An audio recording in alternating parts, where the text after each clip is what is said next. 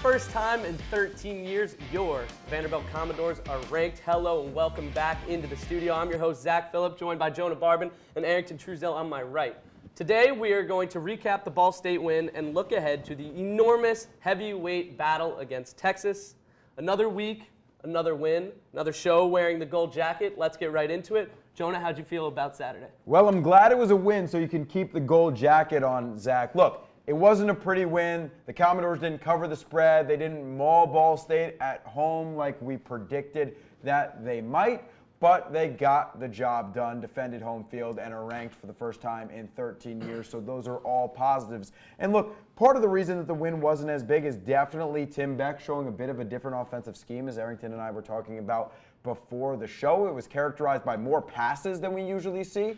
Pavia again getting it done with his legs, about 82 yards on the ground, gets Cedric Alexander involved in there with 12 carries as well. But it was more improv plays, more time for Pavia to cook a little bit. Eli Stowers, another massive game. That connection is so strong.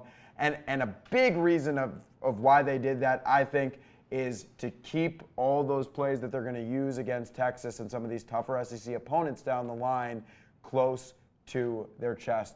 Errington, what did you see on defense? Hey, man, back in my playing days, Coach Lee had a very popular saying, and he said, winning will forever and always be hard. So, hey, it doesn't matter who you're playing. If you can come out victorious in a game, that's always something to celebrate. Now, I will say I was a little bit alarmed by the slow start the team had. And I guess what alarms me most is the fact that it was not only coming out the game that they started out slow. I think it was 11 plays, 75 yards coming out the gate. And then coming out of halftime, they had another sustained drive. And like, I'm not going to get too much into Texas stuff, but that works against Ball State. But when you're going against a team with like Texas with a lot of depth that can kind of get momentum from things like sustained drives, it can be very hard to kind of stop them in their tracks. Ball State, a little less talent. It's not so hard to kind of stop them. But let me kind of reel it back in and just give some takeaways. I liked how the team got back on track in the second quarter. Obviously, when you get gassed early on, it can kind of be easy to kind of let the floodgates open. But Coach Lee got his guys together. Everyone started firing on all cylinders. I think they allowed 36 yards in the second quarter, so that's a good thing to see, kind of the team getting back in the line. Another good thing that's good to hear is Langston Patterson will be back, leader and anchor of this defense. So, I mean, I'm glad that we're going to have him back in there. He and Brian have been playing very well all year long.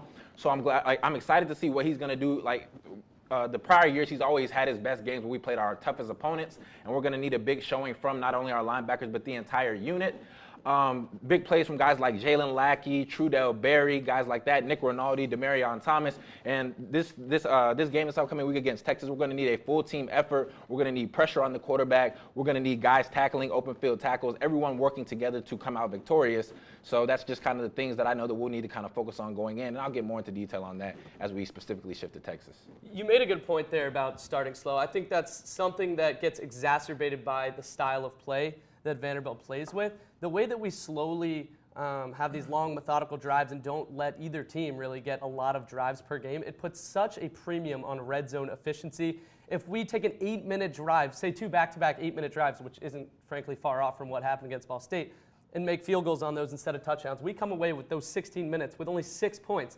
Ball State moves right down the field, scores a touchdown. You know, we held the ball for 16 minutes, they held it for whatever, and now we're down by 1 point, right? So that red zone efficiency is key for both teams, and that's going to bring the score a lot closer in these games because there's just fewer possessions per team.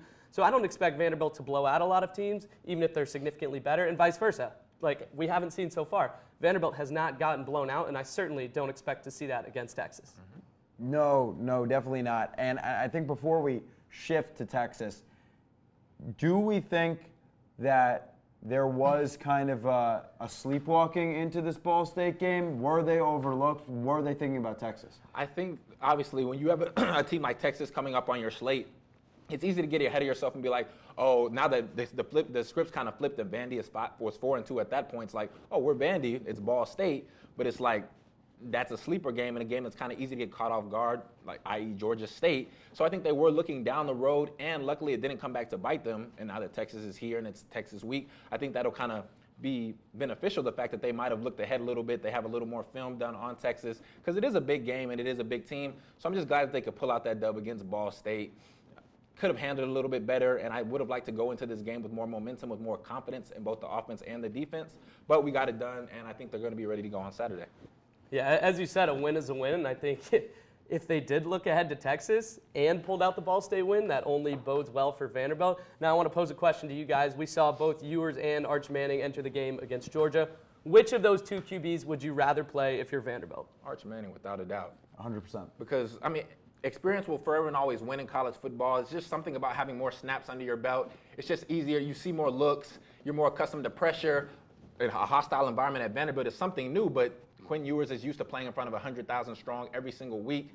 So it's just some things going against Arch Manning you could kind of take advantage of. But a guy like Quinn Ewers, although he's been a little inconsistent and nicked up, I think that's just not a guy you want to play, especially considering he's, getting ready for the draft and things like that. He's a seasoned vet, so I don't think that's a guy we really want to see as much. But I think it was important what you said before the show. The whole business of, and I get it, Georgia poses so many problems, and Texas was trying to find a way in that game.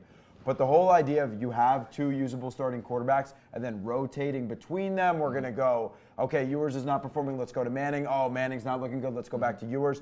You can't be doing that if you want to win football games. You need offensive consistency, not just for the quarterback, but everybody in that system. So if they get into that pattern against Vanderbilt, there might be another upset. If you guys remember a couple years ago, or even as soon as last year, Vanderbilt always rotated quarterbacks drive after drive. It prevents a quarterback from being able to get in rhythm with his targets. And the position of quarterback is about confidence and being able to build up that confidence and get on the same page. When you're being yanked out, that changes the schemes that you have to run. Like last year we had Mike Wright, or 2 years ago we had Mike Wright and Ken Seals. Those are two different quarterbacks. So it's really hard to kind of get to change and flip the script mid-game like that. So hopefully Texas does have to go through that. But for Vanderbilt, I mean, we're going to be ready for either one of those guys, but we'd definitely much rather see Arch. I think, right, Vanderbilt fans would way rather see Arch, and if not, both of them playing. That'd be great. Hopefully they don't get in a rhythm. Now, I'm worried about Diego getting in a rhythm this week. This is going to be, in my opinion, the best team and best defense we've played. This is a fierce, strong defense, really good up front. Errington, I know you've got some opinions on that. Okay, so I'm going to just give you some of the look from Texas's defense. They have a lot of talent, guys like Andrew Mukabu. He came in from Clemson. He's, sometimes he say he can be some off-the-field problems, but he's a guy who just this past week he had a pick, very athletic. He's able to kind of drop around, move anywhere over the field that the DC's comfortable to put him, and he's always able to make plays. Guys like Baron Sorrell, he was actually in my class. Huge athletic stretch end, and he can kind of be anywhere on that D-line as well. Kind of reminds me a little bit of Chris Jones. I know that's a pretty big comparison. But they have guys like this just through and through on their defense, and Vanderbilt needs to come ready to play. And also, I was just going to talk about just some of the offensive pieces that they had as well. Like, they have 4 targets with over 300 yards. They have Gunnar Helm. They have Ryan Wingo, Matthew Golden, Isaiah Bond, and these are so as you can see, they spread the sugar and they love to pass that ball around. That's 1,200 yards between 4 targets, so it's very hard to kind of plan for something like that, because who has 400 yards between 4 different receivers and 1 unit, and they get to practice against that depth every week. So Texas' defense is going to be prepared for whatever Vanderbilt has to throw at them. It's just a matter of will we be able to, adjust and make plays against that. Yeah, I mean, the key to the game is going to be winning at the line of scrimmage, and perhaps it's not against Alabama, which was really crazy to say. Vanderbilt really kind of dominated at the line of scrimmage. That's not going to happen against Texas, even if Vanderbilt's able to pull off the upset. I have the early line at 18.5, and we'll talk about that in predictions in just a second. But the key is going to be at the line of scrimmage on both sides. Looking at Vanderbilt from an offensive standpoint, this is by far the best defensive line they've ever faced. This offensive line is good, but they are going to be tested. So it's a matter of, and that's why I really think speaks to how Tim Beck coached this game against Ball State, already preparing for Texas, and maybe that's why we didn't see the offensive firepower that we might have expected. You have to think about how are those options going to be run? In what situations are you going to put Diego Pavia? I think you'll see a lot of those line pulling, pitching to Stowers type plays, reverse the field, right? Get your playmakers in space, whether it's Stowers, whether it's Newberry, whether it's Cedric Alexander, right? You're going to have to see a lot of quick plays. Similarly to the strategy against Alabama, you want to limit Texas's possessions. That's the kind of game that Vanderbilt plays. They're going to continue to play that way. And then on the defensive side, can you generate pressure, right, on either of these quarterbacks who have both looked a little rickety to kind of neutralize some of those great playmakers that Errington was alluding to? Yeah, you're going to have to throw in some blitzes and some unexpected packages on defense for sure. And on offense, I think for Vandy, the key to the game is sort of like you said, just that typical Vanderbilt recipe, efficient on first and second down, stay ahead of the chains, control the time of possession, run the football. I'm going to go ahead and give my score prediction now. I think Vanderbilt is going to get it done. They're going to hold the ball for a long time. 40 minutes of possession, running the football really efficiently. I think A.J. Newberry and Cedric Alexander are going to be really productive. Give me 20-17 Vanderbilt. Okay, I'm going to go 31-28 Vanderbilt. And I think there's a couple of things defensively that we need to do to make sure that we achieve this outcome. Number one being we cannot start slow like we did against Ball State. We must come out firing on all cylinders. We need to be – if you let Texas get in rhythm and start hitting you deep with guys like Ryan Wingo and Isaiah Bond, like I said, they have plenty of speed to beat you anywhere that you let them, and that means we're going to need big games from Kobe Taylor, Martell Height, Jalen Lackey, anyone who comes in. So that's number one we're going to need. We're going to need to have high energy. Coach Lee said that he wasn't really a big fan of the team's energy this past week. You cannot have that. But I think, obviously, when you're playing a top 5 team in Texas, there's just natural juice within the game. So it's not something you have to worry about as much. Then also, like I mentioned, a little bit of stronger secondary play and limiting big plays. They have a lot of different ways that they can beat you, a lot of ways that they can gas you deep. But if we can cap the explosive plays and make them earn every yard that they get, I don't think that it'll be a problem. Once again, 31-28, Dores up. Well, let's go for the sweep. Vandy's going to get it done. 28-24. We're all going on the slightly lower scoring side, being what we know about Texas's defense and probably how this game is going to play out with Vanderbilt offensively if things were to go well. Look, Coach Lee saying that the energy wasn't good last week. Coach Lee said the energy wasn't good coming into Georgia State, right? And those were probably the 2 worst games that the team played, even though they ended up losing to Missouri. Probably played a better game there. So the energy has to be exactly the same as Alabama, and that intensity should be well, and the students are going to help with that. We'll talk about that in just a second. Key stat of the year, Vanderbilt is leading the SEC in third down conversion percentage, right, and they're close to the top of the FBS as well. So it's continuing to convert on those big third downs. Now, like Zach said, I'll combine that with the key of putting this team in even more third and short situations. Diego Pavia has done a really good job at converting on 3rd and 9s, 3rd and 8s, right? But if you can be in those 3rd and 4, 3rd and 3 settings, a lot easier to keep that percentage up. 28-24, Diego Pavia and co. get it done. So let's flip over to the side. We've hinted at it already, where we know the energy's coming from, and that is the students. So much so, Vanderbilt sent out an email just a half an hour ago, so pardon us for our lack of preparation on this.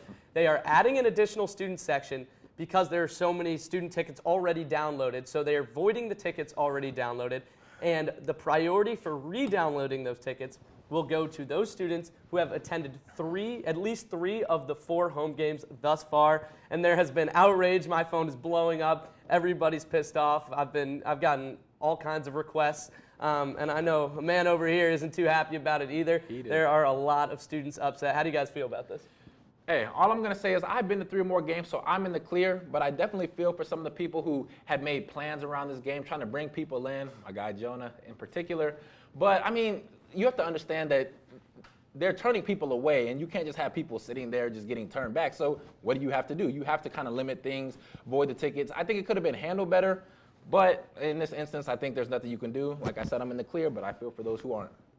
Yeah, no, I wouldn't say I'm not in the clear. Look, candidly, I've been to all 4 games, so I have it. But yes, I was planning on bringing a guest this weekend, and we're going to have to work around it now. And the old strategy was, well, first of all, in years past, the strategy was, and there wasn't really competition to get in the games, you would just say to any of your friends, because most of your friends didn't go to the games, can we just get your ticket for the week? Then it became this season pass, right? And that was harder to get. And I actually acquired that. But now that's gone. So if you want to get a guest in, you need to get somebody to get on that priority wait list, or probably, most likely, the priority people are going to go to the game. So you need somebody on the non-priority wait list and try to get their ticket. The thing I was asking, and you weren't optimistic about this, Errington, is how many kids who haven't been to 3 games are going to be able to get in?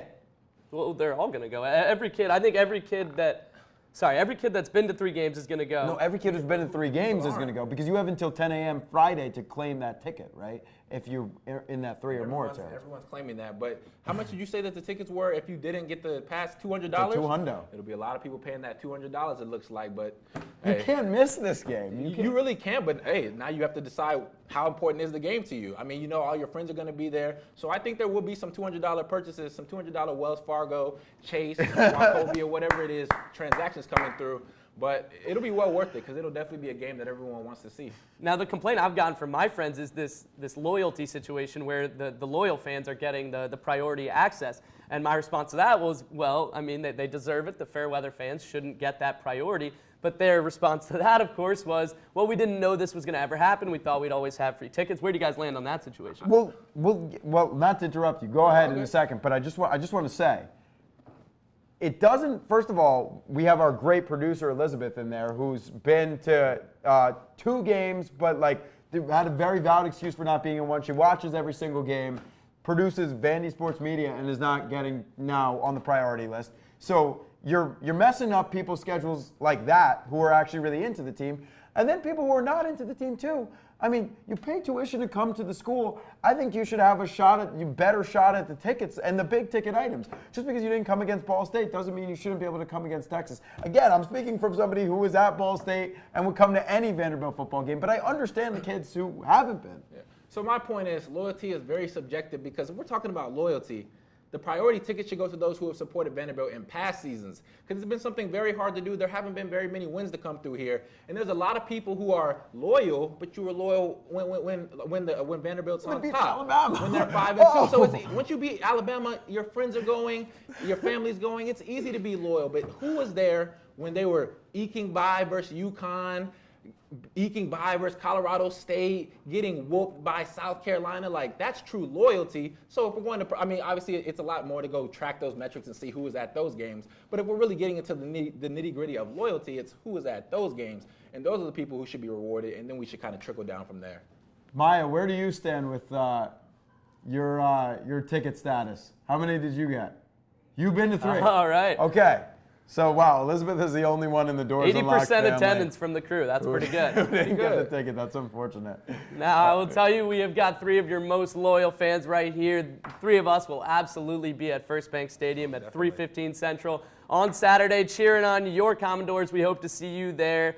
All alums, Nashville residents, students, anybody else. Let's get to the stadium and be rowdy for the Commodores. That will do it from the studio. Thank you so much, and we'll see you next week, hopefully still wearing the gold jacket.